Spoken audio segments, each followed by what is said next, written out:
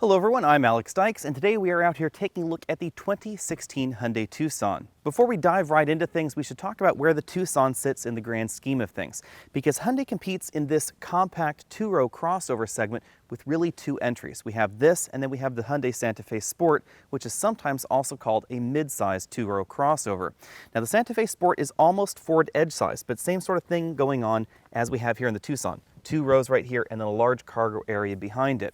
The Santa Fe Sport is a little bit larger than a CR-V or a Rogue, and this is a few inches shorter in terms of overall size. That means that during this review, if you're thinking to yourself that the Tucson seems a little bit too small, or you'd like some additional features or some additional power under the hood, the Santa Fe Sport really is where you ought to go in the Hyundai lineup. This two-model approach is a little bit different than what we see over at Honda and Toyota, because they just have the RAV4 or CR-V as far as two-row crossovers in this general size category. They have the next step up, of course, which would be the Pilot or the Highlander, but that's a three-row. Now we compete with the three-row version of the Santa Fe. Up front, we see the latest interpretation of Hyundai's front-end design language. We have a very blunt front end here and this trapezoidal Hyundai grille, large Hyundai logo right there. Now, with the car off, you won't see the LED daytime running lamps right here in these fog lamp modules, and our particular model does have the halogen headlamps. LED headlamps and HID headlamps are available on the 2016 Tucson, but in sort of an interesting twist, the Tucson Limited starts with the LED headlamps, and then HIDs are the optional headlamp upgrade. That's a little bit different than what we see in most luxury cars out there, which start with HIDs, and then you can option up into LEDs. The Santa Fe and the Santa Fe Sport look a hair too Ford-like in my opinion, but this Hyundai Tucson has a very unique style of its own, and I think it is quite attractive. You'll notice that we also get this interesting strip right here that's LED lit on the headlamp module itself. This mirrors what we see in the Hyundai Genesis. At just over 176 inches long, the Tucson is one of the shorter entries in this segment.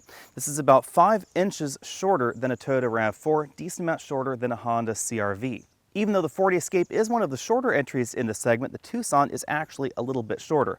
Now, some of that has to do with the general design. From the side profile, you can see that we have a very blunt nose and a very blunt rear end, and that helps economize the interior space for the exterior footprint. But the Tucson is still one of the smaller entries in this segment. Now that said, this is still a compact crossover, not a subcompact crossover. So this is still notably larger than something like a Chevy Trax, a Honda HR-V, or a Mazda CX5. When maximizing interior space for an exterior footprint, sometimes styling of the rear end can get a little bit tricky. You notice this is quite vertical on the rear, and again, that helps maximize that interior space. So we don't have a bumper that sticks out by any appreciable amount. Now on the downside, that will mean that if you get rear-ended, it could cost you a little bit more because of course this hatch will also get dented in the process. As a result of the competing design priorities, sometimes the rear ends of SUVs can look a little bit unfinished. I'm thinking of certain GM SUVs and something like that Jeep Cherokee or the Nissan Rogue. They look just a little bit unfinished in the rear.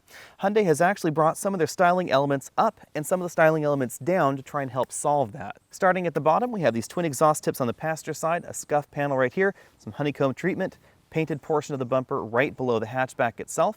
We have this hatchback portion with the license plate, and then this portion actually bumps out, which is not so obvious from the video, but this actually sticks out just about as much as this portion of the rear end as well. Then we have these large rear tail lamps which merge from the body onto the tailgate, and they actually mirror what's going on in the Hyundai Genesis in terms of overall theme with these separate modules. The engine lineup is also a little bit affected by the Santa Fe Sport because we find just 2 engines under this hood.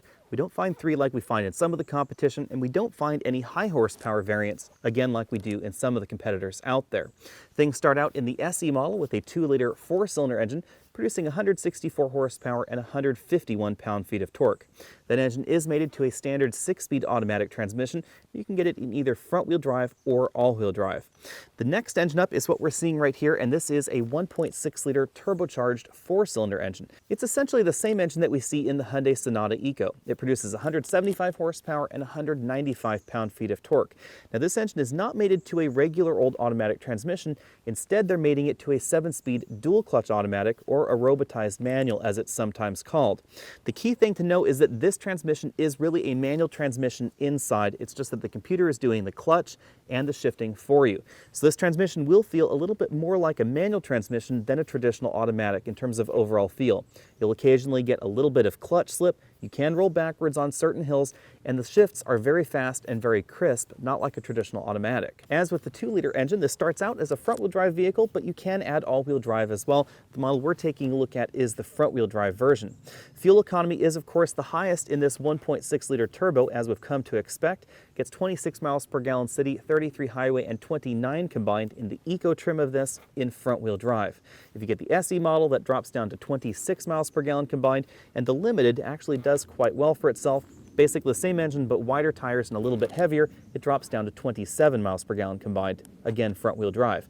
Now you should know that the all-wheel drive numbers of this vehicle are also very healthy. I'll let you refer to that chart on the side of your screen, but it does beat a Mazda CX5 all-wheel drive, which is one of the most efficient vehicles in this segment. If you want even better fuel economy in this compact crossover segment, you will have to go to something like a RAV4 hybrid, but it's going to cost a decent amount more than this, and it's only going to get 4 miles per gallon better fuel economy than the eco trim. When it comes to towing, the rating for the Tucson is 1,500 pounds, front-wheel drive or all-wheel drive, and with either engine. Now you should know that in general, towing with a dual-clutch transmission like we have in this vehicle can cause increased wear on the clutch packs. In terms of front seat comfort, I found the Tucson to be a little bit less comfortable than the CR-V or the Nissan Rogue. Those two models have very, very soft, very comfortable seats as well. The seat is not quite as adjustable as you'll find in some entries in this segment. We do have a multi-way power driver's seat and a 2-way adjustable lumbar support. We also have a tilt telescopic steering column with a moderate range of motion. Base models of the Tucson do not get the same range of motion in the driver's seat, and they aren't power adjustable either. Headroom is very generous in the Tucson, both in the front row and in the rear row. Now our model does not have the panoramic sunroof because you can't actually get the panoramic sunroof until you're in quite high-end trims of the Tucson. It's not available in your average trim like you'll find in some of the competition, and that does help out the headroom figures all the way around. As a result, I was able to sit in a more upright position than I generally do in compact crossovers, meaning I actually have about 6 inches of legroom left here, even though this is one of the smaller entries. Now if I move over to this right seat, which is all the way back in its tracks, suitable for a 6'5" person. I jammed in the car earlier. I do have a little bit less room. I only have about 2 inches there. Again, on this side, the overall height of the Tucson really helps out because that person was able to sit in a more upright position thanks to this very generous ceiling. Sitting very upright in this back seat, you can see that I have about 1.5 inches of headroom, which is more than you'll find in an awful lot of compact crossovers. That means that even when sitting in this middle seat, my hair is not even brushing the ceiling, even though this seating position is a little higher and a little further forward than the outboard positions. Helping improve rear seat comfort a little further, these rear seats do recline. This is the most upright position. You'd actually use that for squaring off the cargo area, not necessarily for passengers. And then we actually have a decent amount of recline, and the recline mechanism is positioned nice and low in the seat back, so it doesn't hit you someplace funny. The seat recline lever is the same lever that we use to fold the seats forward, so you won't find an additional release in the back. When it comes to cargo capacity, you'll obviously find more room in the back in some of the larger entries in this segment, like the Nissan Rogue or the Jeep Cherokee. Now the Rogue is also a little bit interesting because you can get an optional tiny third row right back here. Obviously that means you have no cargo room when you use that third row, but it is kind of an interesting twist. I had no problem fitting large amounts of luggage and child seats in the back, and Hyundai has kept the overall shape of this hatch very advantageous for things like child seats because you can actually put them long way in here, and this is tall enough that it'll actually close. You can also put the optional tonneau cover completely over those child seats in the back. Now the load floor is this 2-position affair, very much like we see in certain Nissan products. You can actually slide this out, slide this back in its lower range, and now this floor is about 3 inches lower than it was before. That means that when you put items like this into the trunk and slide them forward, this is actually going to be below the rear seat backs even when they're folded. Even though the cargo area is generously sized and we have this 2-position load floor, we still have a compact spare tire under there and some additional storage room.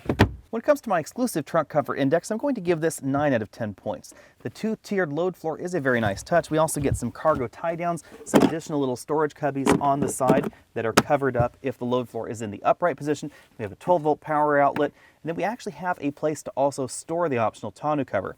So we have the tonneau cover in position. They're 2 different positions because of course these rear seats do recline, but there's also somewhere to put it when you're not using it, and that is a very nice touch. We of course have a power tailgate in a wide variety of Tucson trims, and if you just approach the back of the vehicle and you have the proximity key with you, the car will start beeping and then open the trunk without any waving of your foot or anything like that. You can also press the button right there.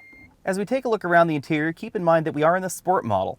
The lineup goes SE, Eco, Sport, and then Limited. That means that we do find a few features in this cabin that you don't find in the base models. And the Limited actually swaps out some of the plastics we'll be looking at for nicer plastics.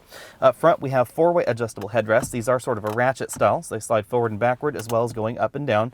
And we have height adjustable seat belts for both the driver and the front passenger. The Sport model features these heated cloth seats. If you want leather, the only model available with leather is the Limited model. The front doors are cast out of almost entirely hard-touch plastics, which is actually a little unusual in this particular segment. Now, if you get the Limited model, we do get more soft-touch plastics on the interior, but in our Sport model, the upper portion, lower portion of the door, all of this is all hard-touch plastic. The only soft-touch plastic actually is this small armrest. Most models do use the same speaker system, and you'll find a tweeter right there on the top of the door and the woofer down below, right next to this large storage bin with a bottle holder. Moving over to the dashboard, we find a combination of hard and soft touch plastics. We actually have a hard touch cover right here over the infotainment cluster and instrument cluster, soft touch injection molded dashboard, and then hard plastics below that. We do have a generously sized bin style glove compartment. I was able to fit a small tablet computer inside. In the center of the dashboard, we have two large air vents, and in the center we have a somewhat small infotainment screen. You won't find an 8-inch LCD in the center of the dash until you step up to the Limited trim. Again, that is a little bit different than some of the competition, which gives you a larger screen in lower end trims. We have a single slot optical disc player here, and the system does feature full iPod integration and XM satellite radio. Now, on the flip side, the base model still comes with this particular LCD infotainment system, again with the XM satellite radio and the iPod interface, but that means that our second from the top trim is still using that same system. The system integrates the backup camera very well, and then we have these large direct access buttons for various system features. Below the infotainment system, we find our single zone manual climate control. If you want dual zone climate control, you will have to step up to that Limited model. Below that, we find two 12-volt power outlets. They're 180-watt ports on either side of the auxiliary and USB input. You no longer have to use a specialty cable. You just use a regular old cable for your iPod or USB device. The Tucson uses a typical console shifter. It is a Cobra head design with a button right back here. Over to the left for manual mode, up for up, and down for down. We also have several storage cubbies, one right behind that. We have the drive mode button for Eco, Sport, and Normal. And then we have our hill descent control, buttons that are used in other models right over here, storage cubby, and then two large cup holders. The center console is softly padded and opens to reveal a very deep storage cubby. You could almost fit a gallon of milk in here. It didn't quite fit. On the driver's side, we have a simple but attractive 4-dial instrument cluster, tachometer on the left, speedometer on the right, with the white needles. In the center, we have a black and white multi-information display. Now, if you do step on up to the Limited model, this does become a color display. The display is controlled via this button arrangement on the steering wheel. We have page change, up, down, and then OK. This is where you'll find your typical trip computer information for trip A, trip B. We also have our digital speedometer there. We have our iPod information or other media information. Of course, if we're running on the iPod, it won't give us track information. That is something to know. We also have our service information in the vehicle, tire pressure monitor, as well as the ability to change certain vehicle settings. The steering wheel design is a modified 3-spoke design. We have this sort of split spoke right down here at the bottom. Very aggressive sport grips on the side and up top. The buttons I showed you earlier to control that multifunction display are right here, next to the cruise control buttons on the right. On the left side of the steering wheel, we have dedicated phone hang-up and pick-up button. We have volume up, down, push into mute. We have mode change, voice command, and track forward, backward. As we see in other Hyundai and Kia models, we get a status display of what we're doing on the controls on the stock right there in that display. It helps you see what you're doing, especially with the windshield wiper. So if we put the windshield wiper in intermittent mode, you can actually see what your intermittent is set to, whether you're in low or high, etc. Some people dislike that. I'd like to know what you think about it down there in the comment section down below. Personally, I find that quite handy. The first thing to know about the Tucson out on the road is that this does use a dual clutch transmission, again in those turbocharged models. And since this is a manual transmission that's being shifted by the computer, it behaves like a manual transmission. So we get a little bit of clutch shudder on startup, and if we're climbing a steep hill like this, it can feel a little bit different than a traditional automatic. Now that we're stopped on this slight incline, I'm going to take my foot off the brake pedal. You'll also notice that we'll start sliding back down the hill like you would in a traditional manual as well, because we don't have a torque converter to help keep the pressure on. This isn't necessarily a bad thing, it's just something you have to keep in mind. Now the car is trying to slip the clutch a little bit to help keep us from going too far back. That's a slight improvement on what you find in certain Volkswagen DSG transmissions. They'll just let you just roll all the way back like you were in neutral. When it comes to acceleration, I have to say I was quite impressed with the Tucson. I didn't expect this 1.6-liter turbocharged engine to be this fast. We ran from 0 to 60 in 7.2 seconds. I'm going to have to give this an A. This is definitely faster than any version of the RAV4 or the CR-V or the Nissan Rogue. This is just about as fast as the Ford Escape with the 2-liter EcoBoost engine, even though that engine is quite a bit more powerful than this 1.6T. Now, by the time we hit the quarter mile, the Ford is a little bit faster, but in the all-important stoplight races, this is actually going to be just as fast as the Escape. The reason for that is first gear in this transmission is quite low, and the 7-speed dual-clutch transmission is just more efficient than a traditional automatic. If you want to go faster 0 to 60 in this particular segment, you are going to need to get a more traditional V6 engine like the compact crossovers from General Motors or from Chrysler, because they do pack about 300 horsepower, and Chrysler does use a 9-speed automatic. Thanks to the wide tires we have in this sport model, braking was very good. We ran from 60 to 0 in 125 feet. Now I'm going to give that a B+, because although that is good for this segment, it's not as good as I thought it would be with 245 with tires all the way around. The reason is that these tires are very wide, but they're not quite as grippy as you might think. So we actually don't get the same kind of road holding or braking numbers that you will find in certain Mazda models, which use narrower tires, but they're a little bit stickier. However, on the flip side, that means if you put the same brand and type of tire with the factory size on this and a CX5 or even a Ford Escape, this would actually handle and brake better than those options because of the wider tire size. Hyundai has also managed to reduce the curb weight in this generation of the Tucson, and it's a few hundred pounds lighter than a Ford Escape. In terms of absolute distances, the 60 to 0 time in this is right about the same as a Honda Accord EX, and the CX5 is a little bit shorter. When it comes to handling, this gets an A easily. Grip is absolutely excellent in this generation of the Tucson, and they've made some significant changes to the suspension design that allows it to not get upset over road imperfections like that one back there. The previous generation Tucson felt a little bit uneasy on broken pavement, especially when that broken pavement was in a quarter. That's not going on in this generation. Now, they haven't made this too firm, so we still get a decent amount of body roll, which is pretty typical in this compact crossover segment, but it's not excessive. As you'd expect from a solid family crossover, the ride is not harsh, even in this sport trim. I think the Sport has a very good balance between handling and the ride. This is never going to knock your teeth out, even on a bumpy gravel road, but it is going to give you a decent handling feel. In terms of cabin noise at 50 miles an hour, this scored 72 decibels, which is fairly average for the compact crossover segment. Wind noise and road noise are very, very well controlled, although we do hear a little bit more engine noise than in some of the competition. Fuel economy has been absolutely excellent. We've been averaging 28.1 miles per gallon over a week of very mixed driving. That's better than almost every other entry in this segment except for the hybrid RAV4 and certain versions of the Mazda CX5. Mazda CX5's fuel economy is very, very impressive, but it doesn't accelerate quite as well as the Tucson. In a way that actually makes the Tucson's fuel economy more impressive than the CX5's, because we get a decent amount more power and more torque out of this engine and right about the same fuel economy.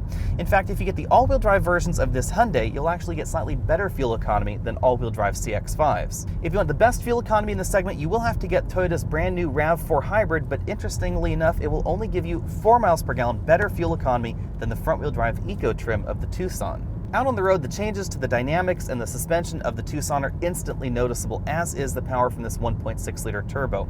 But the one thing that hasn't changed too much is the steering. The steering is still a little bit on the lifeless side. Now, numb power steering is pretty normal in this segment because everybody is using electric power steering, but we're getting even less feedback perhaps in the Tucson. It is decently weighted, but the steering is also a little bit slower than we'll find in the CX5. As is typical for Hyundai, we don't see very many standalone options in the Tucson. Instead, they prefer to bundle things into packages. The Tucson starts out relatively inexpensively for this category at $22,700. That is one of the lowest starting prices available in this particular segment. You will find lower starting prices in some of the competition. The CX5 is quite inexpensive as well, but remember that it does start out with a manual transmission, and this gets an automatic in all models. I think the best value in the Tucson lineup is the next step up, and that would be the Eco model for $24,150. You get the turbocharged engine, the dual clutch transmission, the power seats, the fog lamps, and most importantly, your fuel economy goes from 26 to 29 miles per gallon average. Not only does the fuel economy increase, but the performance also increases, because even though the engine is smaller, that turbocharger means it goes from 0 to 60 much faster. The dual clutch transmission is also quite a bit more responsive than that 6-speed auto. The Sport model, which is what we've been driving this week, starts at $26,150. Now, we don't get any more power than we get in the Eco model, but we do get wider tires. Not only are these tires wider than we find in the SE or the Eco model, they're actually some of the widest tires available in this particular segment. These are one size above what we find in the Ford Escape Titanium, even with its 2-liter EcoBoost 4-cylinder engine. The Sport model also adds keyless go, heated cloth seats, and a leather steering wheel, but again, these big tires are the big change there. Of course, as I mentioned in the drive section, these tires might be big, but the default tires are not as grippy as I would like. So actual handling levels are a little bit lower than some of the sportier options from the competition, but that doesn't matter as much to me as the fact that you can actually fit 245s comfortably in this platform. It was actually designed for them.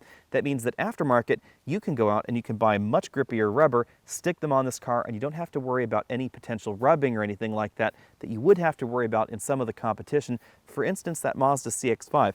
It doesn't actually get terribly wide tires. The next step up from this sport model would be the limited trim for $29,900. These have all been front-wheel drive starting prices, of course. That model gets you the leather, additional chrome trim, the 8-inch LCD infotainment system with premium audio, a power passenger seat, the LED headlamps, and dual-zone climate control. Now again, those LED headlamps are standard on the limited, but you can option up into steering xenon headlamps if you want to. If you get the limited model, you can add the ultimate package, which gives you those HID headlamps I told you about, in addition to lane departure warning, autonomous braking, which is a collision prevention system which will try and keep you from hitting the car in front of you. It does also detect pedestrians. We also get rear parking sensors, the panoramic roof, ventilated seats, and heated rear seats. If you add that to your limited model and all-wheel drive, you'll end up at $34,945. That's the most expensive way to get your Tucson. Value has long been a major selling point for Hyundai in America, and that does continue for the Tucson, but to a smaller degree than we've seen out of other Hyundai models in the past. I think the best value comes in the Eco trim of this, or possibly in the loaded limited trim. For just over $26,000 for the front-wheel drive version of this Tucson Sport, and a little bit more, of course, for the all-wheel drive version, you will find more features in some of the competition. Some of the big things that you'll see there are, of course, we don't get the leather seats here. We don't have that 8-inch infotainment screen, which means we don't have navigation, even as an option in the Sport level. In addition, a number of the competition is starting to put some of their advanced safety technologies into their lower-end models, like the lane departure warning and the autonomous braking that we see in the limited trim, you would see in some of the competition at around this price point. Now, of course, we do get blind spot monitoring in this vehicle, we just don't get some of those additional features.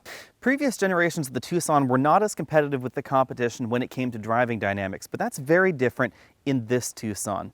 Again, the tires are not quite as grippy as I would like, but you can tell the general suspension design and every other thing about the Tucson is definitely up to the task these days. In addition, the 7-speed dual-clutch transmission, while not quite as refined as a traditional automatic, is definitely the sportier choice. The amount of hard plastic inside the Tucson actually surprised me in this generation, but I still prefer this interior to the current generation Toyota RAV4. We should have a Toyota RAV4 video up very soon on the channel, so stay tuned for that. Toyota does have the new RAV4 hybrid, but it is fairly expensive in this segment. It's only going to give you a few more miles per gallon versus this Tucson thanks to its 1.6-liter turbocharged engine. The RAV4 is just overall a little bit soft, a little bit more boring compared to the Tucson as well. It's not quite as exciting to drive. I don't think it's quite as exciting to look at either. The RAV4 and Honda CR-V have both grown a decent amount in their latest versions, and they're a decent amount larger than this Tucson. So if you want the maximum rear passenger room or cargo room, those would definitely be the way to go. However, in general, you are going to pay more for the RAV4 or the CR-V, and the driving dynamics are not going to be as good as the Tucson. Even though they have proved very reliable overall, they don't have the same kind of warranty we have in the Tucson, and lately there have been some complaints about that new engine design in the CR-V. The high-efficiency design of the engine in the current generation Honda CR-V causes it to vibrate a little bit more than some people have liked at idle. Ford's Escape has long been one of the better handling and better performing vehicles in this segment, thanks to its 2-liter turbocharged engine and its European roots. However, this generation Tucson actually has wider tires, and I think the suspension is tuned just as well as the Escape. Now, these tires aren't as grippy as we see in the Titanium, but they are wider, so if you actually put identical tires on them, I believe this would outhandle the Escape. It's also lighter than the Escape. Now, interestingly enough, this is also just as fast as the EcoBoost 2-liter Escape 0 to 60. In terms of value, the Escape and the Tucson align very well. The Escape starts around $23,000, ends at around $35,000, so they're also priced very similarly to one another. They both start with relatively weak base engines as well. That is the important thing to know about the Tucson. That base 2-liter engine is not terribly exciting. The Tucson with the 1.6-liter engine has some of the best fuel economy numbers in this segment. The Escape with the 2-liter turbocharged engine has some of the lowest in real-world driving. Now, on the flip side, the Ford allows you more variety. So if you want a mid-level trim and you want to add a few options onto it, you can't do that in the Tucson, but you can in the Escape. The Mazda CX5 is one of the best handling and best feeling vehicles in this segment. It's just not one of the fastest, and if you want the manual transmission in that Mazda CX5, you do have to get the small engine. Over here in the Tucson, there's no manual transmission available, but the road holding is actually superior to the CX5. The difference really is in the feel. The CX5 actually has some steering feedback. It feels an awful lot more engaging. This tends to be quite numb, although it does hold the road very well. Although Mazda also tends to have very well-equipped trim levels and few options, there are more options available in each of those trims than we find over here in the Tucson. And as a result, I find that Mazda's mid-level trims especially are better value than we find over here in this Hyundai, especially something like the Touring model. For less than we find in the Tucson Limited, you get very similar feature content. You also get that more engaging feel. Now, you do get slightly better fuel economy in front-wheel drive versions of the CX5, but in all-wheel drive versions, you'll actually get better fuel economy in the Tucson. The 0 to 60 performance is notably better in the Tucson than even the larger engine in the CX5 as well. If you want one of the fully loaded entries in this particular segment, the Mazda CX5 is one of the better options to choose from because you can get things like radar cruise control in that model, and overall it has a more premium feel inside the cabin than we find over here in the Tucson. It doesn't cost you that much more either. When all the numbers are tallied, the Tucson comes in a close second to the Mazda CX5 for me in this segment.